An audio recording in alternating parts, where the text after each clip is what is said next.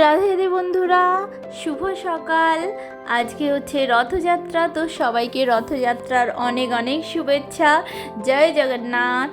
তো দেখো আজকে সকালবেলা আমার এখন সেবা পুজো দেওয়া হয়ে গেছে, আর আমার বাড়িতে 3জন গেস্ট আছে। এই যে 3জন গোপাল, এই 3জন গোপালই আমার বাড়ির গেস্ট। তো সবাই পুরীতে গেছে, ওই জন্য আমার কাছে এদের রেখে গেছে। আর এখন আমি ভগবানের জন্য অন্ন বসিয়ে দিয়েছি। আর এবার দেখি একটু, আজকে তো একটু বেশি রকম বানাতে হবে, যতটা পেরে উঠি বানাবো ভগবানের জন্য। আর আমার শরীরটাও ভালো না, আজকে আমার জ্বর, প্লাস আমার বড় ছেলেরও খুবই জ্বর। তো যাই হোক, ভগবানের জন্য তো কিছু একটু তো বানাতেই হবে। 1-2 রকম 4 রকমের পদ তো একটু বানাতেই হবে আজকে, যেহেতু রথ একটা স্পেশাল দিন। তো তারই তোড়জোড় শুরু করে দিয়েছি সকাল থেকে। পুরীর মন্দিরে তো ভগবানকে 56 ভোগ লাগে, তো সেই যে একটা অনুভূতি, সেটা তো একটা আলাদাই ব্যাপার। সেটা আমরা সবাই জানি, কেননা কম বেশি আমরা সবাই পুরীতে প্রচুর বার করে ভ্রমণ করেছি। সেই কারণে আমরা তো জগন্নাথ দেবের সাথে অতি পরিচিত। জগন্নাথ দেব তো আমাদের ঘরেরই যেন।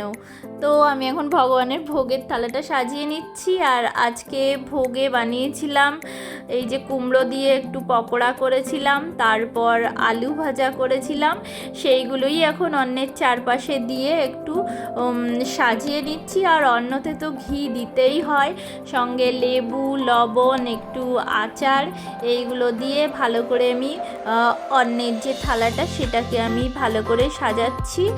আর আজকে এমনি সবজিতে বানিয়েছিলাম, এখানে চাটনি বানিয়েছিলাম, পনিরের আলু দিয়ে রসা বানিয়েছি, তারপর ভেন্ডির ঝাল বানিয়েছিলাম, 5 মিশালি একটা ডাল বানিয়েছিলাম, আর লাউ দিয়ে দুধ লাউ বানিয়েছিলাম। এই আজকে ভোগে দিয়েছিলাম। আর হচ্ছে একটু ক্ষীর বানিয়েছিলাম। ক্ষীরটা তো সুভদ্রা দেবীর অতি প্রিয়, তো সেই কারণে একটু ক্ষীরও বানিয়েছিলাম।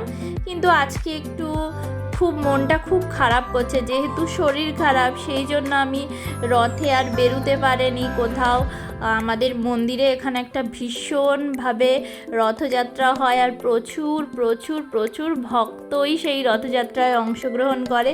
কিন্তু আজকে আমার খুবই মনটা কষ্ট হচ্ছে, মনে কষ্ট হচ্ছে, কেননা আমার বড় ছেলেটারও তো খুব একটা শরীর ভালো না, ওরও প্রচণ্ড জ্বর। সেই কারণে আমরা যেতে পারলাম না। তো এখন আমাদের বাড়ির সামনে দিয়ে রথ এসে গেছে, তো আপনারা একটু সবাই সেটাই দর্শন করুন। তো প্রচুর লোক হয়, সেই কারণে এখানে পুলিশও দিয়েছে অনেক ভক্ত আগে গিয়েছে। আমি একটু পর থেকেই ভিডিওটা স্টার্ট করলাম, তো আপনারাও সবাই দর্শন করুন।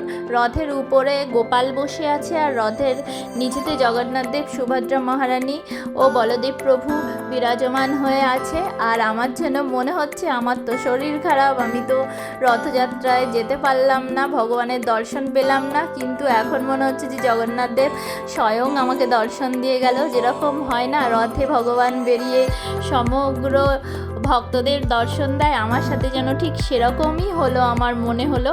তো যাই হোক, পরের বছর আমি জগন্নাথ দেবের কাছে প্রার্থনা করলাম যে আমরা সবাই মিলে যেন রথযাত্রায় যেতে পারি। তো তারপরে ফিরে এসে ঘরে সন্ধ্যা আরতি দিলাম, দিয়ে আজকে রথযাত্রার দিনটা এখানেই শেষ করলাম। তো রাধে রাধে সবাই।